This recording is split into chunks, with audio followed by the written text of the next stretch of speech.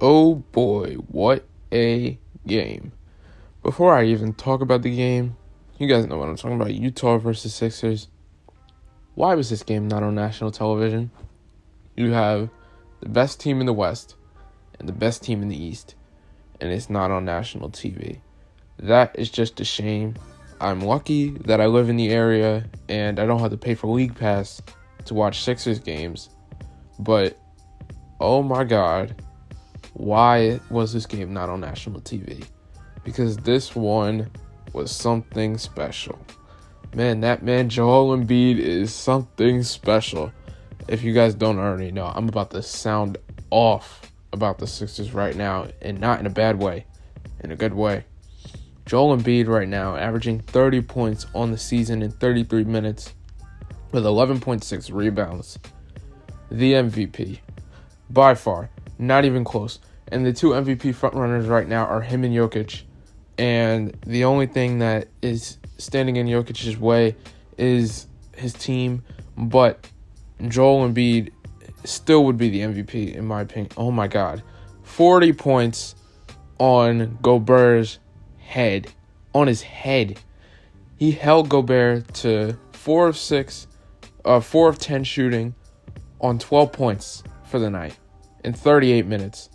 That's it. That's all he did. Not even to mention just MVP. I could make him Defensive Player of the Year. He should win MVP and Defensive Player of the Year. If it's not Ben Simmons, who has been outstanding defensively this year, I think he's the best defender in the NBA. Ben Simmons should have won it last year. Not even close. But if it's not Ben Simmons, why not Joel Embiid for Defensive Player of the Year? I mean, like I said, he held Gobert to 12 points. 4 of those coming from the free throw line, and most of them coming when Dwight Howard was on the floor. I mean, come on. Just come on. Ben Simmons or Joel Embiid for Defensive Player of the Year. Embiid, meanwhile, dropping 40 on his head. 14 for 27 shooting in 40 minutes. 10 for 13 from the line. Oh my God. It's absolute. I'm amazed. He is playing at an insane level. An insane level he's been capable of, truthfully, for the past 3 years.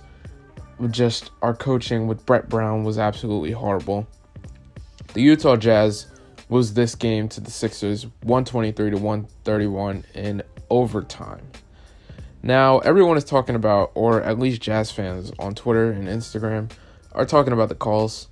Mainly the two that we're talking about here are Donovan Mitchell's 2 technicals that he got. See, I understand. I understand the frustration with technicals, especially that second one. He was jogging back on defense after missing a 3, down 123-128, and they give him a tech. That is insane. Also, for complaining about that Joel Embiid missed dunk that they called a foul. Also, I can see why they gave him a technical, but it's like, come on now. Like, really? This is overtime with the 2 number 1 teams in the league.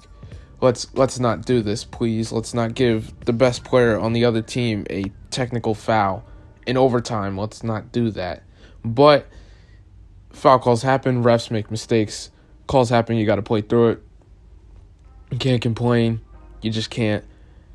And it cost them not necessarily the game, especially that first technical, I could say, swayed the tide. But Tobias Harris was absolutely excellent in overtime, going 5 for 5 from the field and absolutely taking over.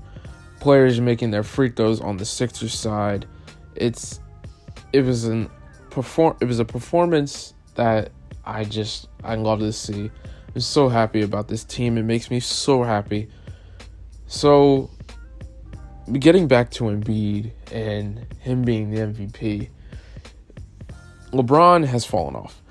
We can see that the Lakers have been losing games without AD. You could say, yeah, he's carrying them, but to whatever record that they have. But let's not do that, okay? Let's not be on LeBron like that with his team below the Utah Jazz and the Phoenix Suns in their conference. Let's not do that, please. Also, Donovan Mitchell has been talked about. Nikola Jokic has been talked about. They are not putting up the numbers that Embiid is putting up. I mean, oh my. Oh my. The Sixers are number 8 in offensive rating right now, scoring 114 points per game. That's 8th in the league. Of course, Brooklyn up top with 121 points per game this year. And they're also sitting at number 8 in team differential stats. At number 8, 3.5 points per game, plus 3.5.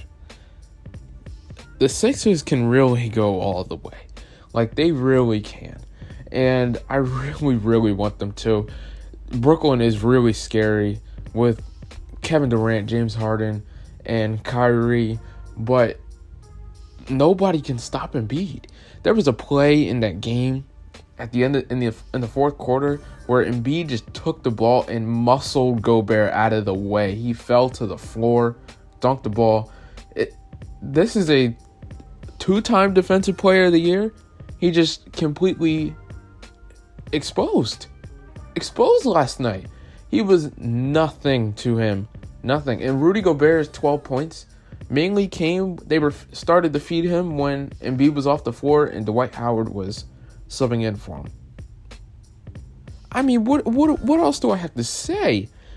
The Sixers this year just make me so happy, and I really hope that we can go all the way because this is insane. I'm marveled. I'm marveled at the moment. Okay, so getting back to the game, Donovan Mitchell had 33 in 42 minutes. Great game for him. Bogdan Bogdanovic had 18. Mike Conley had 18. Joe Ingles had 16 off the bench. On the Sixers side, Tobias Harris, of course, going 10 for 10 from the field. 5 for 5 from the field in overtime, scoring 22. Good to have him back. Ben Simmons playing efficient basketball in 42 minutes, going 8 for 11 from the field, 17 points. Seth Curry, 14 points, 5 for 7 from the field, and 50% from the three-point line. Off the bench for the Sixers, we have Dwight Howard, who played a good game off the bench, and Shake Milton. Oh, man. Sixers sit at 24-12. Utah Jazz are now 27-9. If you guys remember when the Jazz played the Sixers last time, we were without Embiid. The Sixers lost that game 123 to 134.